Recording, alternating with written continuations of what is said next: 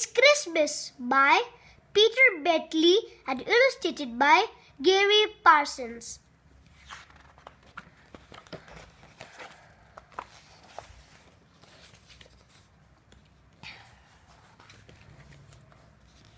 On a cold Christmas Eve, it was snowing outside when the Tooth Fairy opened a letter and sighed.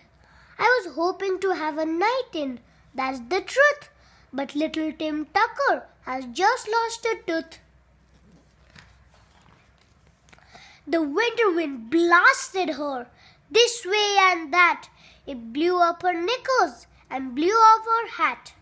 She shivered with cold from her ears to her toes, and an icicle grew on the end of her nose.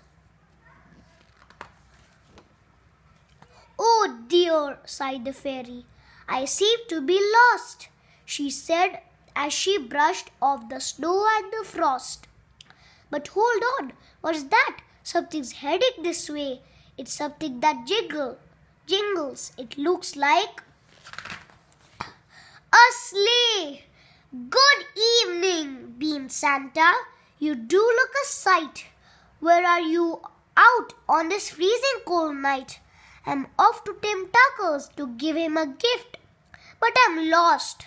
Santa chuckled. "I'll give you a lift." They came to Tim's house, but the chimney was blocked. "Oh no," Santa said, "and the doors are all locked." "Don't worry," the Tooth Fairy chuckled with glee. "There's a hole in that window. Just leave it to me."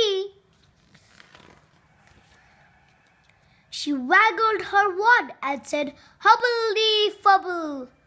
And at once they were wrapped in a shimmering bubble, which instantly shrank to the size of a fly and flew through the window as easy as pie. They sailed through the house up to Tim Tucker's door, and pop! They were both the same size as before. As they entered the darkness of Tim Tucker's room, the fairy helped Santa to see in the gloom.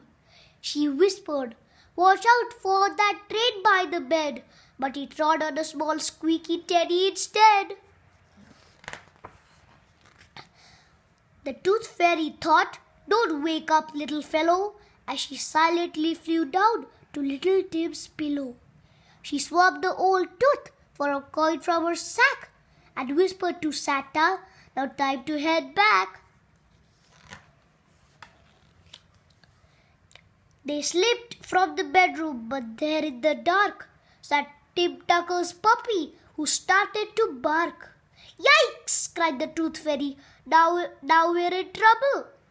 "Run for it, Santa. No time for the bubble." They ran to the window. Then, what rotten luck! As Santa climbed out, his big bottom got stuck. The Tooth Fairy pushed with a heave and a hoe, and together they fell in a heap in the snow. "Giddy up, Rudolph! No time to delay!" cried Santa as both of them leaped on the sleigh, and off soared the sleigh through the snowstorm once more.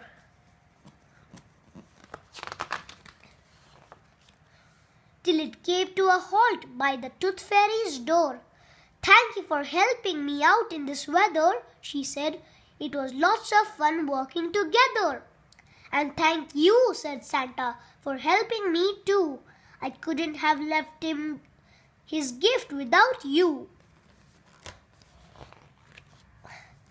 "Night, night then, dear Santa," the Tooth Fairy said, and soon she was fast asleep, tucked up in bed, so she did hear someone slip in his socks, and reach in his sack for a brightly wrapped box, and lay it down silently under her tree. "Sleep tight," said Santa. "Merry Christmas from me." The end.